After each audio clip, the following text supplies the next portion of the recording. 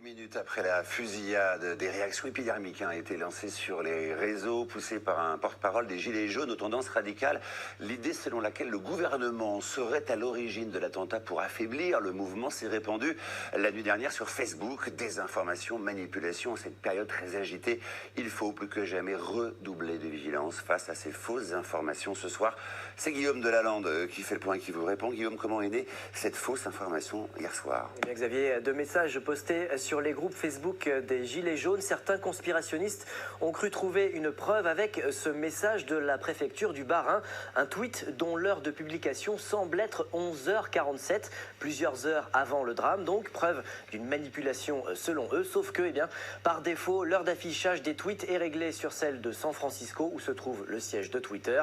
Ces captures d'écran viennent donc d'utilisateurs qui n'ont pas pris le temps de bien paramétrer leur compte. Il suffit de se mettre sur le fuseau horaire de Paris pour avoir la bonne heure, soit 20h47, pas de complot donc. Alors pourquoi les théories du complot sont-elles aussi populaires, Guillaume? Eh bien, selon un sondage de l'IFOP, 79% des Français croient au moins à une théorie du complot. 32% pensent par exemple que le sida a été créé en laboratoire. 9% sont même persuadés que la Terre est plate. Ces théories sont plus populaires dans les milieux extrémistes et se basent sur un supposé bon sens qui renforce une croyance et n'apporte ni preuve ni argumentation solide.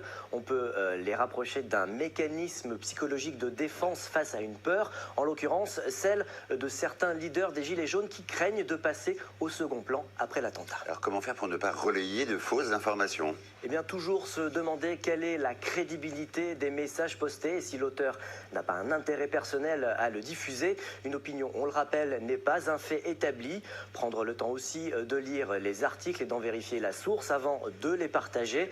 Soyons clairs, sur le cas de l'attentat de Strasbourg, tous les Gilets jaunes ne sont pas des conspirationnistes en puissance. Des modérateurs ont même tenté de calmer le jeu avant de fermer les commentaires sur Facebook pendant quelques heures. Par contre, les historiens et les sociologues de l'Observatoire du conspirationnisme, ils estiment que tous les complotistes ont infiltré les Gilets jaunes, d'où une certaine confusion la nuit dernière. Même s'il y a peu de poursuites, sachez tout de même que les internautes qui partagent ces théories peuvent être tenus pour responsables. La diffusion de fausses nouvelles est punie de 45 000 € d'amende lorsqu'elle est susceptible de troubler l'ordre public. Et on le redit encore une fois, attention à ce qu'on lit sur les réseaux sociaux et ce qu'on partage aussi. Et il y a encore du travail pour désamorcer les fake news. On l'a vu, de nombreux gilets jaunes croient dur comme fer encore à la théorie du complot. Certains trouvent même dans les fake news donc une bonne raison de continuer leur combat. Mais pour l'heure, divers responsables ont appelé les gilets jaunes à une trêve face à cette nouvelle menace terroriste.